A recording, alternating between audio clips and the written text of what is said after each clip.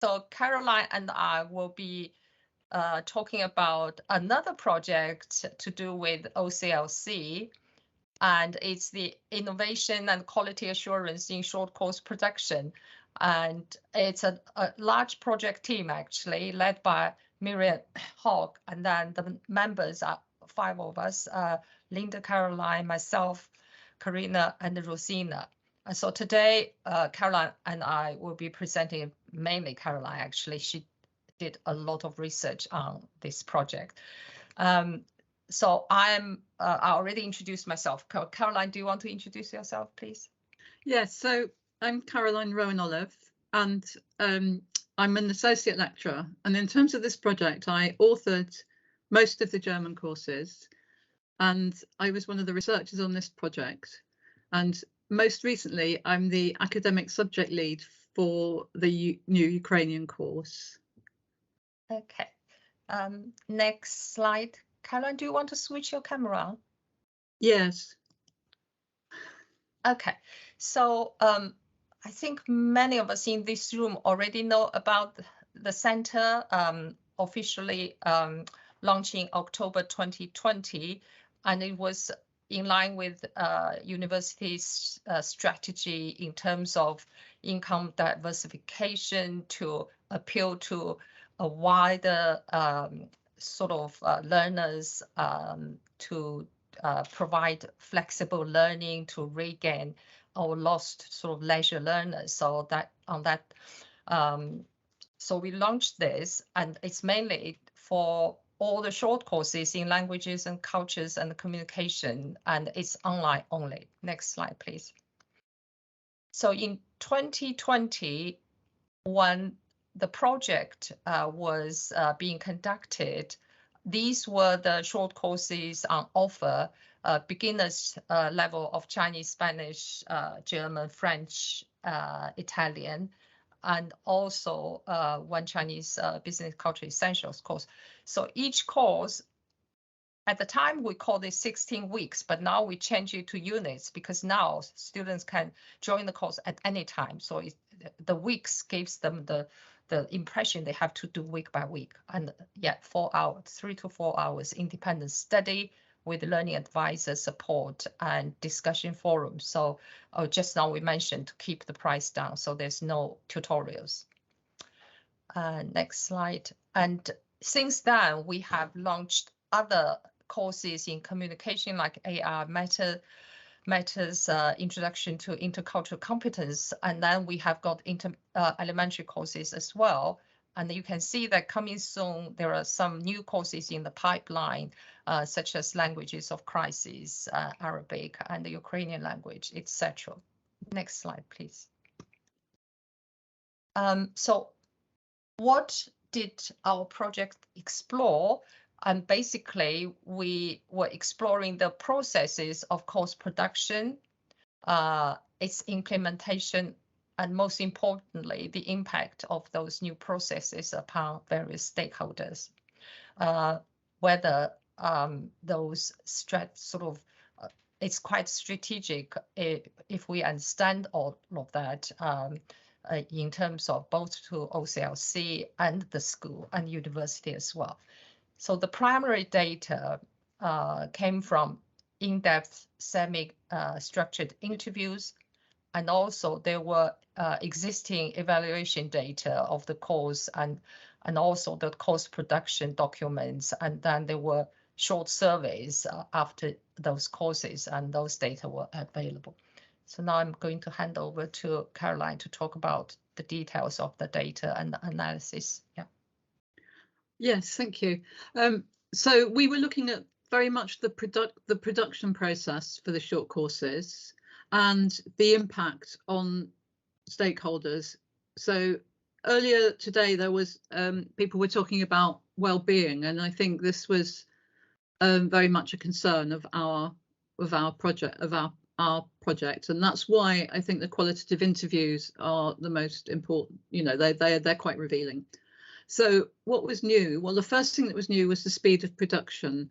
I think I started writing in March 2020, and the first set of 3 courses were launched in October 2020, which I still can't quite believe, to be honest, but we did it.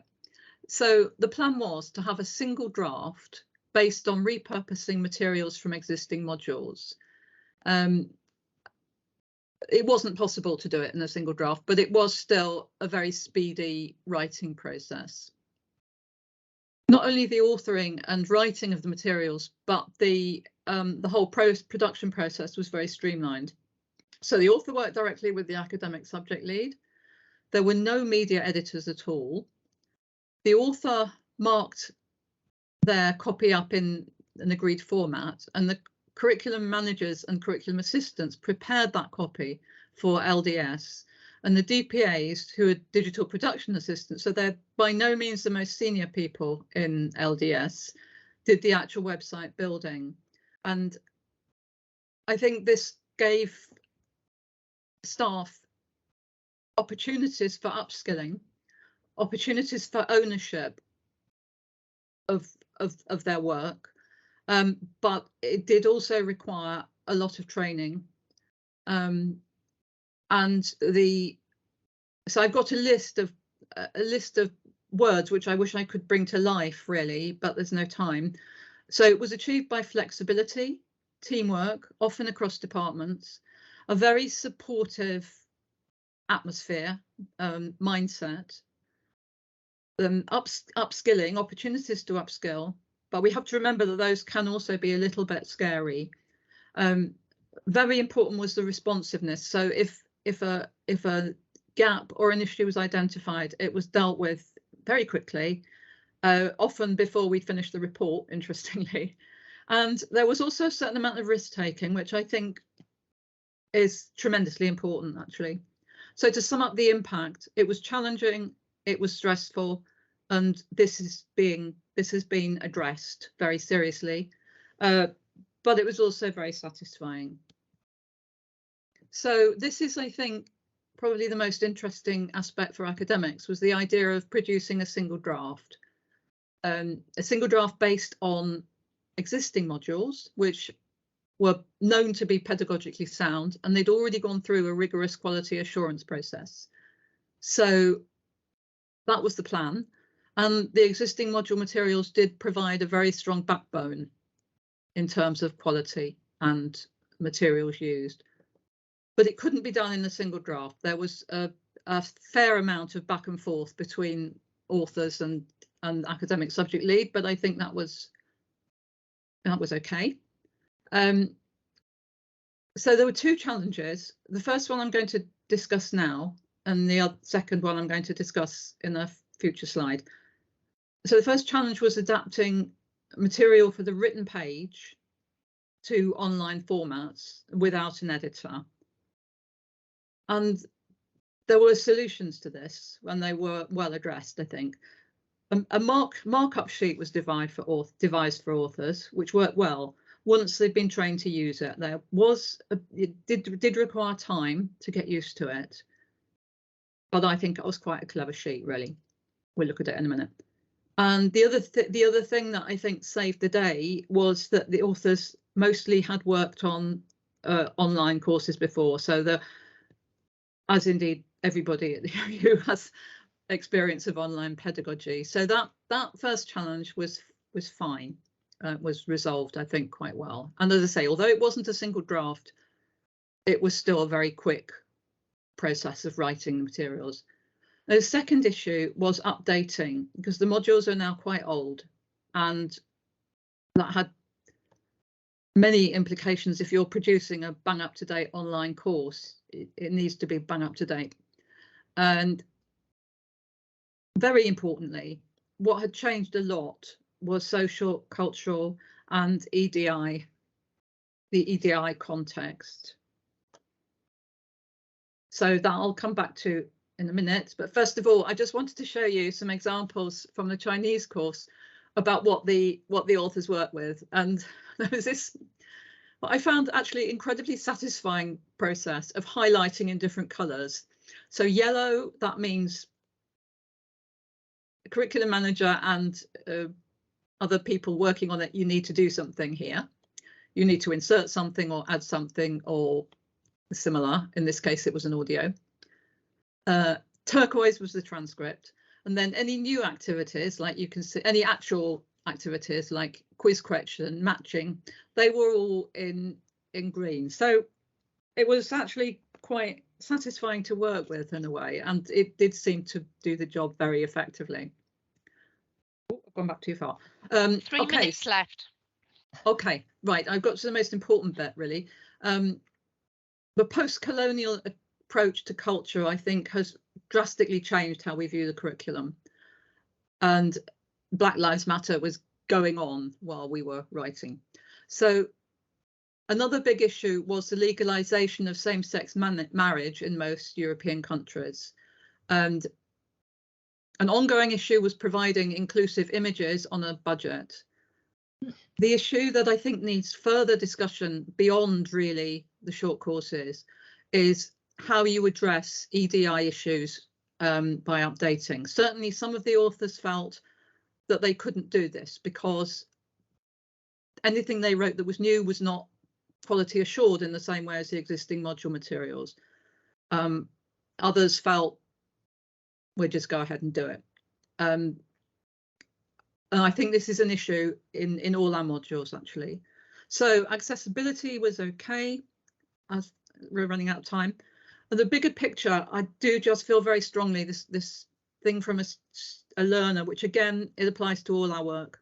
She works for a charity and she said, there are people in my other life who don't have access to online really, or they're not particularly computer literate or even have other literacy issues.